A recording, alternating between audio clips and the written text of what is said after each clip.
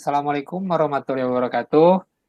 Waalaikumsalam Selamat warahmatullahi Waalaikumsalam wabarakatuh. warahmatullahi wabarakatuh. pagi Bapak Ibu, apa kabar hari ini? Semangat. Alhamdulillah baik. Selamat Oke, pagi, luar biasa. mantap. Masih sehat-sehat ya Bapak Ibu ya. Oke, mungkin kita masuk ke hari kedua pada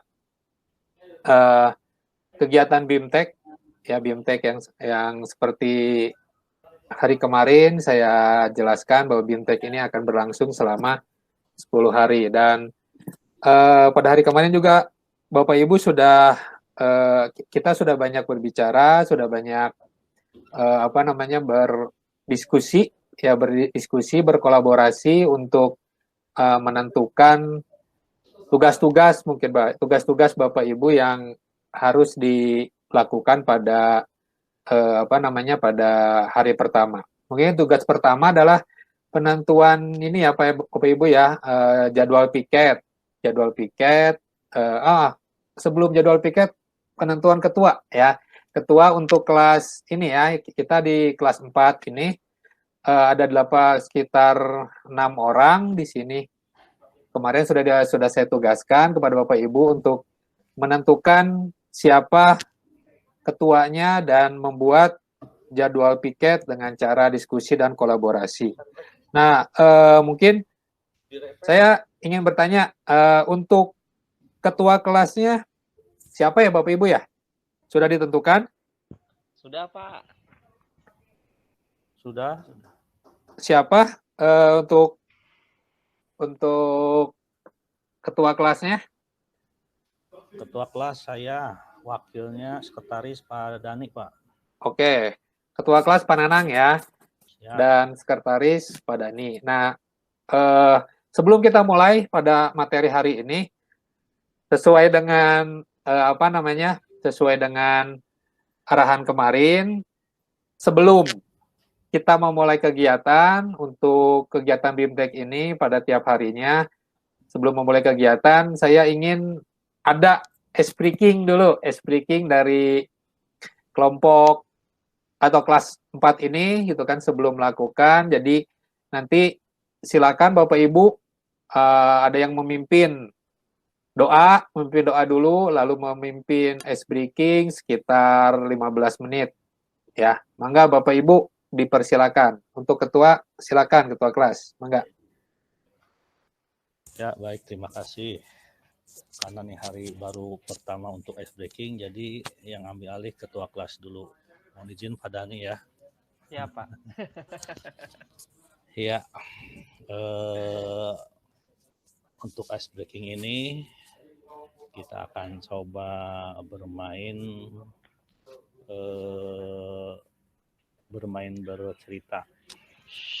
bercerita terkait tentang apa yang dialami tadi pagi yang sangat membekas sampai sekarang gitu ya. Dimulai dari saya, nanti saya tunjuk Pak Dani gitu ya, sebelah saya. Jadi hal yang menarik dan teringat sampai sekarang gitu ya. Ya, menurut saya tadi pagi setelah sahur tidur lagi setelah subuh, kemudian saya tiba-tiba terbangun dengan kaget gitu ya. Saya loading dulu, sedang di mana gitu saya ini sekarang, mau berbuat apa gitu, kegiatannya apa. Itu perlu waktu beberapa saat untuk ingat bahwa saya berada di rumah atau tidur, kemudian masih pagi dan siap-siap untuk mandi dan mengikuti kegiatan ini mulai jam 8. Nah, itu yang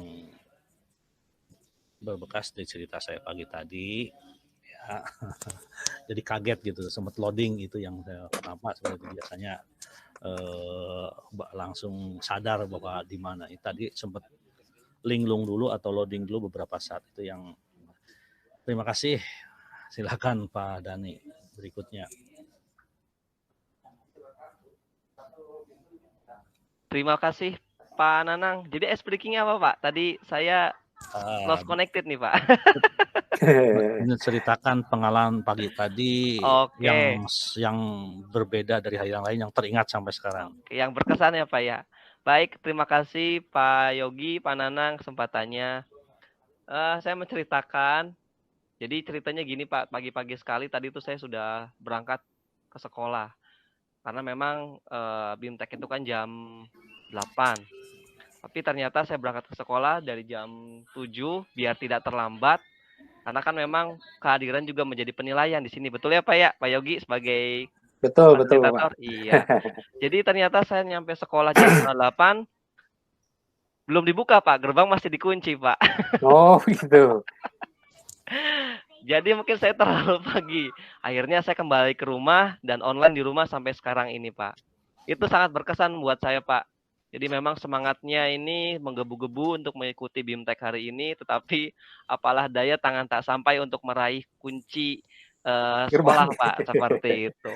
Itu saja Pak Yogi, atur nuhun. Assalamualaikum warahmatullahi wabarakatuh. Waalaikumsalam Waalaikumsalam. Ya, terima kasih Pak Dani ya dan teman-teman yang lain yang sudah menceritakan ya cerita pagi tadi yang berkesan, yang berbeda dengan hari-hari biasa. Ya, terima kasih. Itu saja ice breaking yang sudah saya bawakan. Saya kembalikan ke Pak Yogi lagi. Silakan Pak Yogi. Siap. Terima kasih Pak Ketua Kelas, Pak Nanang. Oke, mungkin kita bisa memulai ya materi untuk hari ini. Jadi materi untuk hari ini adalah sinkronus ya. Jadi kita merefleksikan apa yang Bapak Ibu dapat kemarin gitu kan, apa yang Ibu dapat kemarin, dan materi kedua adalah asinkronus yang mungkin nanti Bapak Ibu akan melakukannya secara mandiri setelah kita bertemu di dalam Google Meet ini. Nanti setelah saya tutup pertemuan pada Google Meet ini, Bapak Ibu akan melakukan sesi asinkronus seperti itu. Oh, ini ada yang terlempar ya, Bu Dewi ya. Ya, sambil menunggu Bu Dewi gabung lagi, mungkin saya akan sedikit membahas tentang merefleksikan tentang yang hari kemarin ya. Jadi hari kemarin adalah kita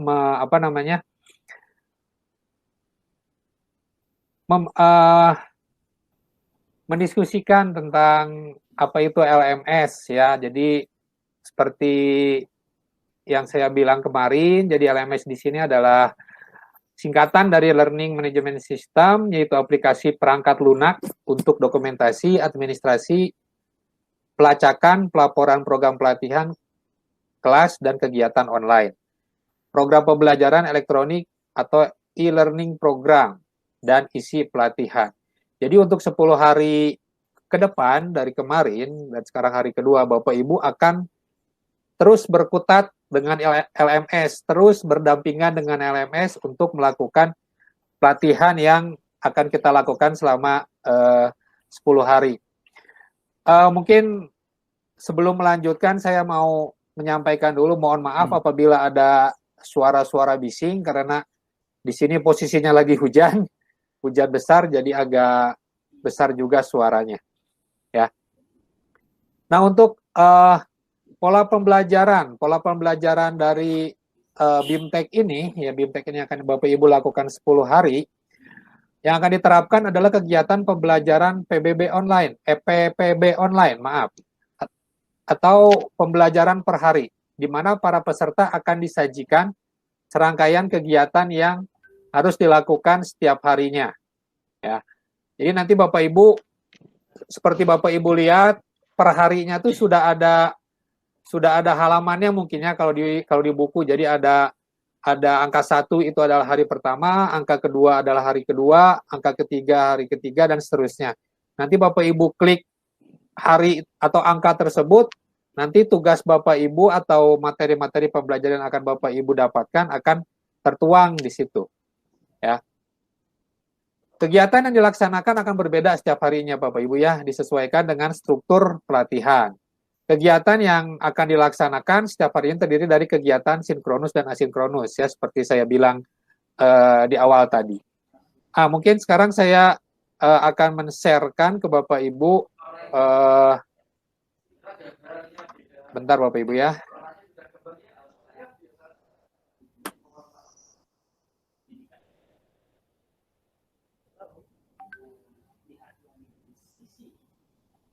Bisa terlihat Bapak Ibu? Bisa. Terlihat, Pak. Ya, ini yang poin pertama adalah aturan-aturan dalam bimbingan teknis ini ya. Jadi yang pertama adalah tepat waktu, yang kedua bergantian berbicara pada saat diskusi atau pada saat nanti kelompok ada yang presentasi. Lalu saling mengingatkan tentang tugas-tugas. Ya, ini adalah aturan hasil diskusi kemarin ya, diskusi pada hari pertama, Bapak Ibu sudah berdiskusi dan berkolaborasi dengan teman-temannya dan menetapkan aturan-aturan dalam BIMTEK ini.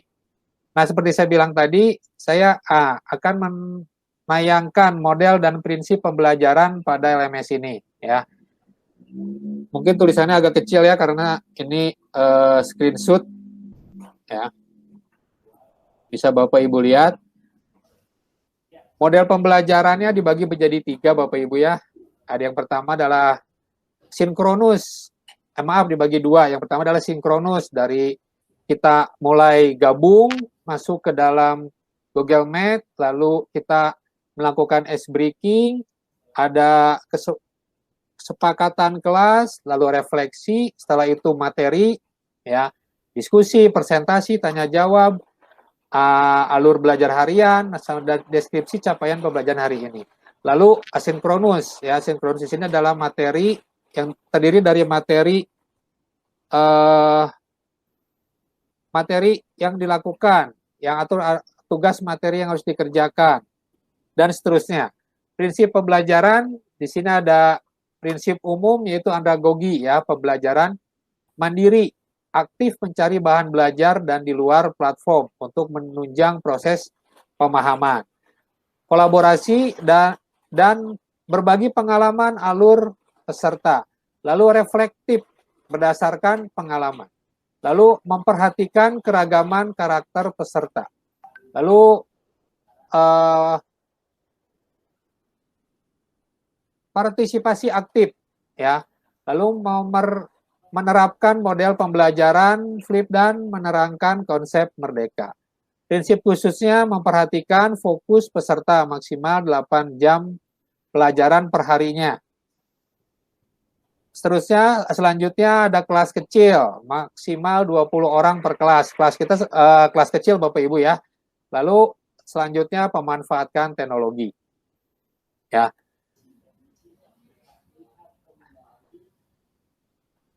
Ya, itu Bapak Ibu ya, sedikit refleksi dari pertemuan kita pada kemarin ya, atau hari sebelumnya.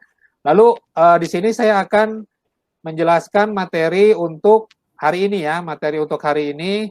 Mungkin saya bisa men-share-kan.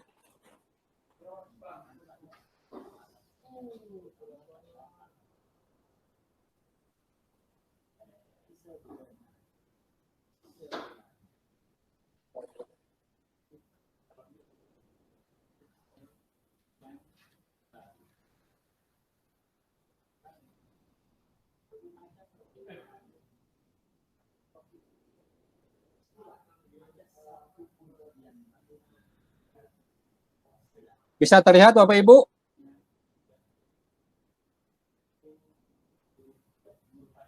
Halo Bapak Ibu? Siap. Bisa Pak, bisa. Ya, oke.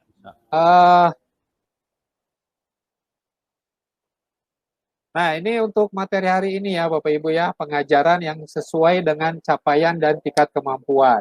Jadi untuk memerdekakan belajar, kita perlu ini ya, pengajaran yang sesuai dengan capaian dan tingkat kemampuan dari peserta didik. Nah, sebelum kita melakukan diskusi materi, pemaparan materi dari saya, mungkin Bapak Ibu bisa menjawab ya, supaya Bapak Ibu juga tidak mengantuk, tidak tidak terfokus kepada saya.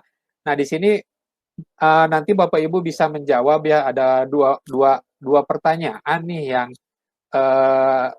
yang bisa Bapak Ibu lihat di layar. Jadi pertanyaannya, pernahkah Anda peserta didik Anda mengalami kesulitan saat mengerjakan tugas yang harusnya sudah dikuasai olehnya? Nah, kira-kira Bapak Ibu ada yang bisa menjawab pertanyaan tersebut? Silakan. Bisa raise hand dan bisa dipandu oleh ketua kelas. Misalkan yang raise hand-nya duluan siapa? Silakan untuk menjawab pertanyaan yang di layar. Ya, terima kasih Pak Yogi. Yang sudah raise hand di layar terlihat Ibu Dewi. Ya, silakan Dewi untuk menjawab pertanyaan. Siap. Silakan. Pernah.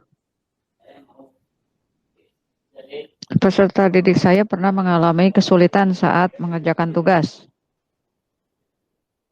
Langsung Bu, menjawab pertanyaan kedua. Mengapa hal tersebut terjadi, Ibu?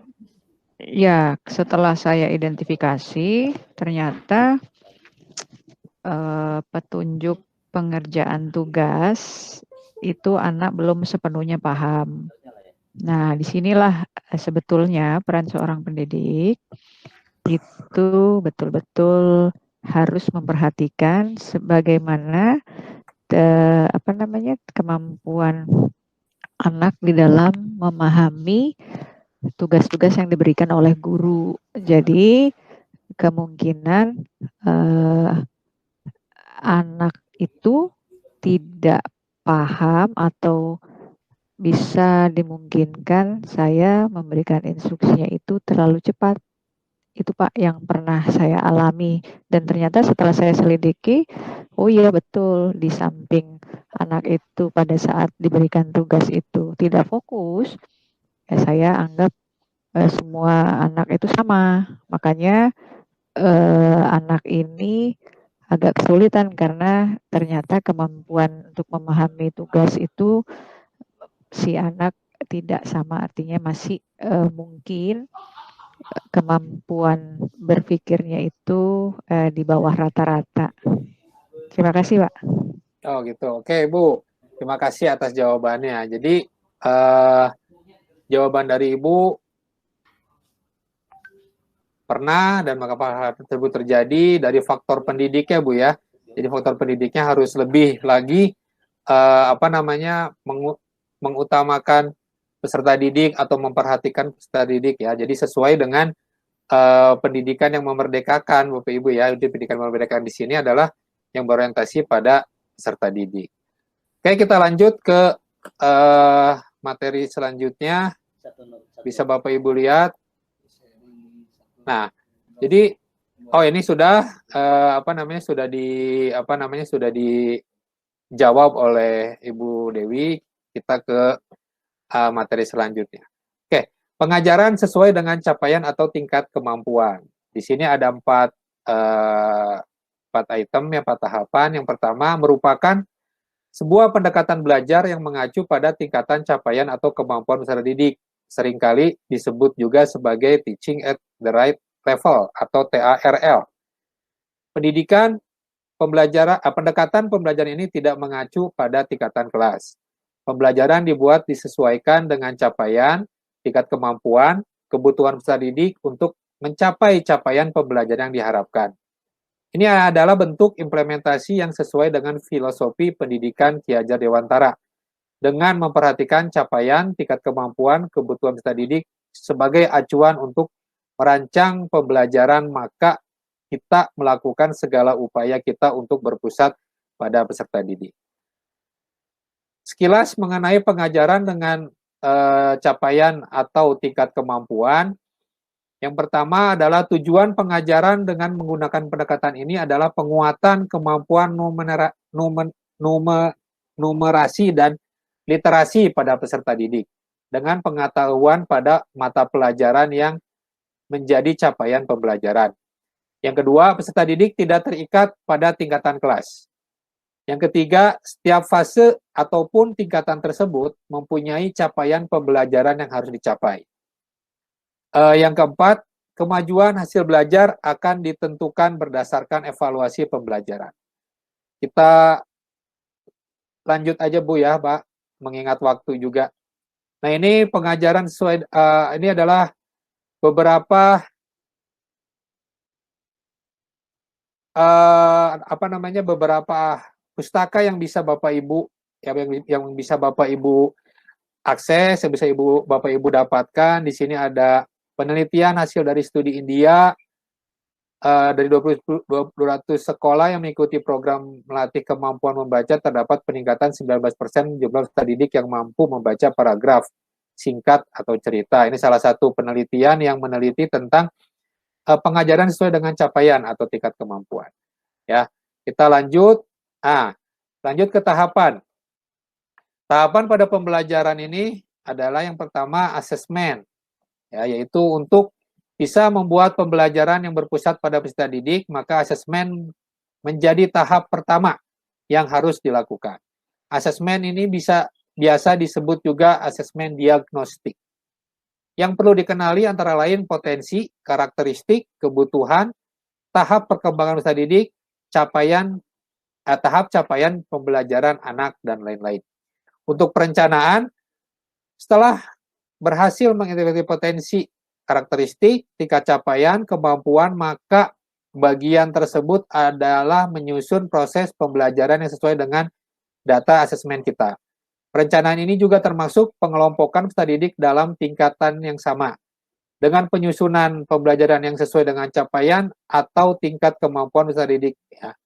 Lalu ke tahapan selanjutnya, pembelajaran. Dalam tahapan ini, selama proses pembelajaran ini perlu dibuat adanya asesmen-asesmen berkala untuk melihat proses pemahaman murid, kebutuhan kemajuan selama pembelajaran atau biasa disebut dengan asesmen formatif. Adapun asesmen somatif sebagai proses evaluasi ketercapaian tujuan pembelajaran di akhir suatu pembelajaran. Oke, kita lanjut. Nah, di sini ada pertanyaan yang mungkin bisa kita diskusikan ya oleh Bapak dan Ibu. Pertanyaannya adalah untuk menerapkan pendekatan pengajaran ini, apa hal yang pertama yang harus kita lakukan? Silakan Bapak Ibu yang mau menjawab melakukan raise hand ya, dipantau oleh Pak Ketua Kelas. Maka silakan Bapak Ibu. Ya, terima kasih Pak Yugi untuk pertanyaan pertama yang akan jawab raise hand di layar, yaitu Pak Widi. Silakan Pak Widi.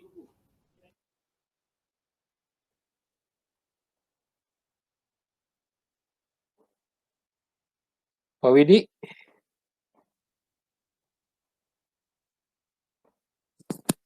Pak Widi, silakan Pak Widi.